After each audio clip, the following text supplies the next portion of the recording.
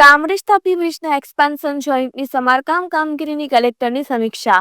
કામરેજ તાલુકાના ખોલવડ પાસે આવેલા તાપી બ્રિજના એક્સપાન્શન જોઈન્ટની સમારકામ કામગીરીને લઈને બ્રિજને ટ્રાફિક માટે તાત્કાલિક બંધ કરવામાં આવ્યું છે. આ પ્રક્રિયા દરમિયાન જિલ્લા કલેક્ટર ડોક્ટર સૌરભ પારધીએ આજે સ્થળે મુલાકાત લઈને કામગીરીની પ્રગતિની સમીક્ષા કરી. આ મુલાકાત દરમિયાન કલેક્ટરે ઇજનેરી અધિકારીઓ સાથે ચર્ચા કરીને સમારકામની યોજના અને સમયમર્યાદા વિશે માહિતી મેળવી. તેમણે જણાવ્યું હતું કે બ્રિજની સુરક્ષા અને ટકાઉપણું સુનિશ્ચિત કરવા આ સમારકામ જરૂરી છે. જનતાની સુવિધા ધ્યાનમાં લઈને કામગીરી શક્ય તેટલી ઝડપથી પૂરી કરવામાં આવશે.